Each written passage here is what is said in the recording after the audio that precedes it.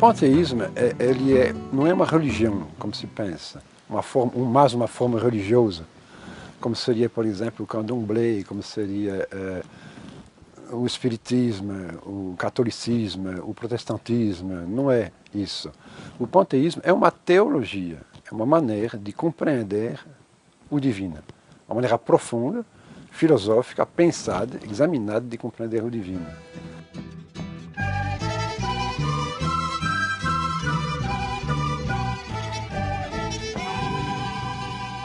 Diferente da que é usual, da que está na moda, da que predomina de entender o divino, o panteísmo é também uma relação diferente com o próprio divino, com o próprio conceito de divino.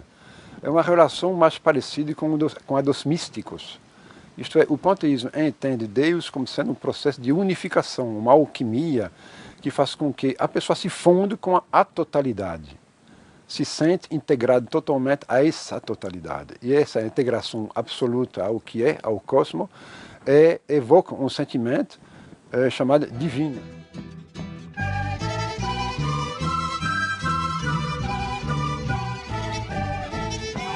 O Instituto Universo Panteísta, que é um instituto que se dedica a essa busca da relação que existe entre essa percepção metafísica da gente frente à totalidade e ao divino e as consequências políticas que isso tem, as consequências social profundas, isto é, política e econômica que isso tem.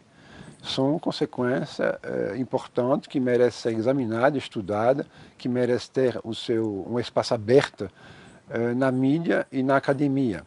E esse espaço, no momento, ele não existe. Então, a primeira missão desse Instituto Universo Panteísta que nós criamos junto com os nossos colaboradores foi realizar esse colóquio internacional sobre panteísmo, enfatizando o lado renovador do ponto de vista teológico profundo, do ponto de vista metafísico, vamos dizer. É, a meu ver, o primeiro colóquio internacional sobre esse tema. A religiosidade, ela aparenta ser uma prática, um sentimento e uma compreensão muito íntimas e que não tem uma correlação, talvez para alguns, muito clara com a maneira como a gente se organiza economicamente, politicamente, culturalmente, mas nós estamos justamente trazendo o entendimento de que há uma conexão muito clara e que a gente precisa examinar, né, os nossos mitos, saber da sua procedência, mas especialmente das suas consequências, do ponto de vista da postura fundamental que o ser humano assume, né, frente a si mesmo e frente à natureza. Participar desse evento é também poder contribuir com essa visão de que nós humanos somos seres mais complexos do que nos percebemos e que uma percepção de complexidade como essa, que toma a natureza, né, não dissociada, a natureza e o homem não de forma compartimentada, isso pode contribuir para que possamos, assim, enquanto humanos, nos cuidar melhor e cuidarmos melhor do mundo no qual estamos vivendo.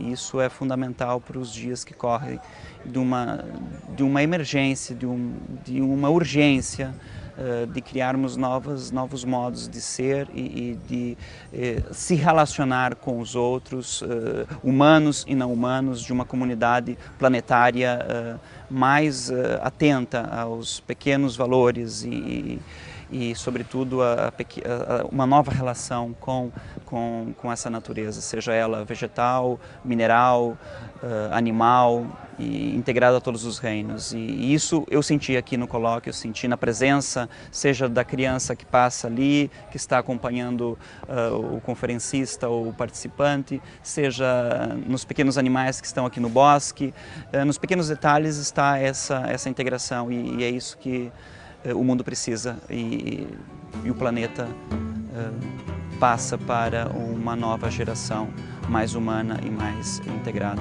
com o todo.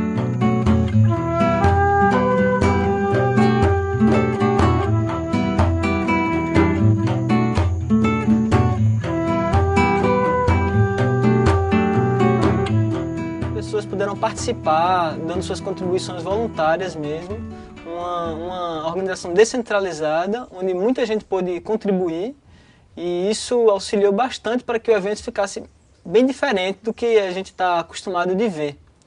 né? Porque as pessoas se sentiam parte do evento, não só como espectadores, mas como co-realizadores também. Eu nunca vi um congresso em que as perguntas já vêm com respostas, já vêm prontas, contrapontos lindíssimos, importantes, e não vi vir de encontro. Eu vi ao encontro. Isso eu vi. Me sinto assim irmanada por essa maneira de pensar livre, né? Sem dogmas, sem preconceito. Então é realmente um colóquio onde cada um expõe a sua visão do mundo, né? E do ser humano, e ouve do outro, como é que ele pensa. E é como se a gente fosse alargando várias maneiras de pensar, né? E realmente está sendo um diálogo extremamente interessante e também muito interessante por estar fora da academia. E de repente a gente ter um discurso um pouco diferenciado e mais humano, mais emocional, não é? Que eu acho que corresponde mais à vivência mesmo das pessoas. As academias leem mais Descartes, leem mais Kant, e Spinoza, na Idade Moderna, ficou um pouco esquecido porque a sua proposta, de fato, era muito avançada para a época. Propor um panteísmo, Deus está em todas as coisas, Deus é a própria natureza, era uma proposta muito avançada. E estamos tendo a oportunidade de retomar, de partir de Spinoza, e não só de Spinoza, como muitos outros filósofos, dentro dessa temática da integralidade entre Deus, natureza e o homem. Esse filósofo, Spinoza, teve a coragem de afirmar uma nova consciência divina, que é uma introdução à consciência que nós estamos entendendo que é o panteísmo, que é um panoteísmo, mas que é uma coisa fundamental e uma coisa na qual enraiza o pensamento panteísta na modernidade. Entender a natureza de uma determinada maneira também nos leva a uma determinada maneira de viver. E algo que eu admiro muito em Spinoza é a coerência entre o seu pensamento e a sua ação. Estão em perfeita sintonia.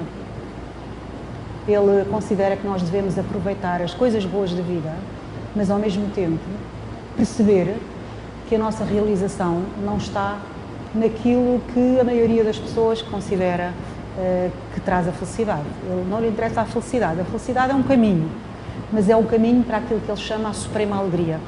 E essa suprema alegria é a união com o todo, ou seja, com Deus, aquele também chama substância e aquele chama também natureza.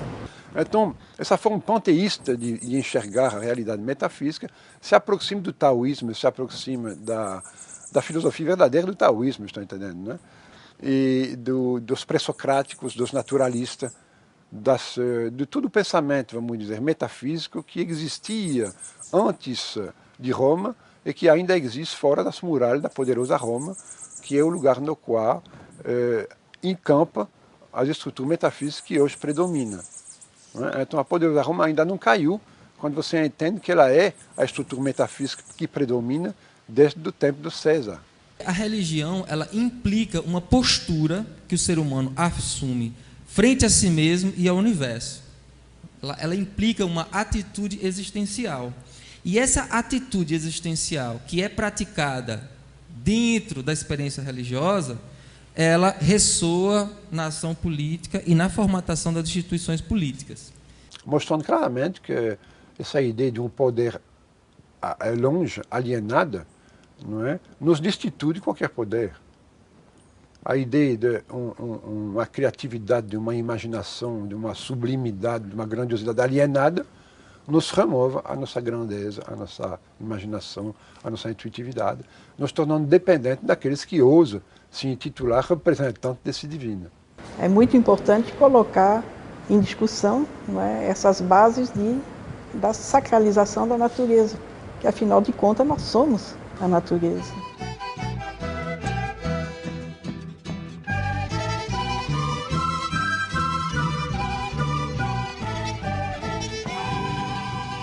Foi realmente um momento sincronístico quando vi um cartaz no Centro de Filosofia da Universidade, já estava sendo divulgado lá em Lisboa, e quando vi o primeiro colóquio internacional do panteísmo, e é uma vertente que eu estou a investigar. Para mim, o panteísmo está gerando muita luz, está criando uma nova forma de pensamento, de se relacionar com a natureza, por ser parte da natureza, está criando uma consciência diferente. Eu estou aqui porque eu quero levar comigo no meu cotidiano, nessa periferia doida, né, totalmente desequilibrada no conceito da natureza, porque é só cimento e lixo, e tentar de levar essa luz, essa forma em prática. Ficou para mim desse colóquio é que é possível realizá-lo e que a gente tem um público e que a gente tem pessoas interessadas na temática, discutir política, uma atuação prática da vida e uma outra perspectiva teológica. Meu sentimento agora é de gratidão, gratidão. E preciso tomar cuidado até para eu não me sentir importante demais porque eu estou aqui. Porque eu acho esse evento realmente histórico.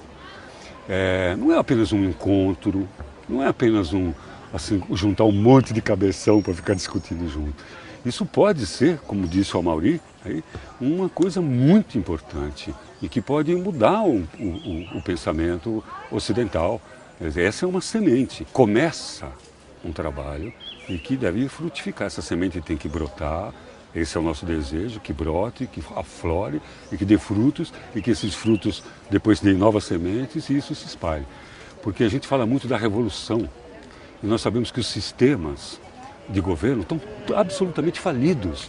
Eu sou a prova viva que lutei por um governo proletário, um governo operário e não deu certo também. Então não são sistemas de governo. A revolução tem que partir do homem.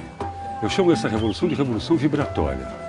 Eu começo a ter uma determinada vibração, por sintonia vou tocando o outro, e ela é feita de dentro para fora, em consonância com a natureza, que, no nosso ponto de vista panteísta, é o próprio Deus, né? Estar com Deus. E é isso, assim, que é uma semente que merece ser crescida e frutificada.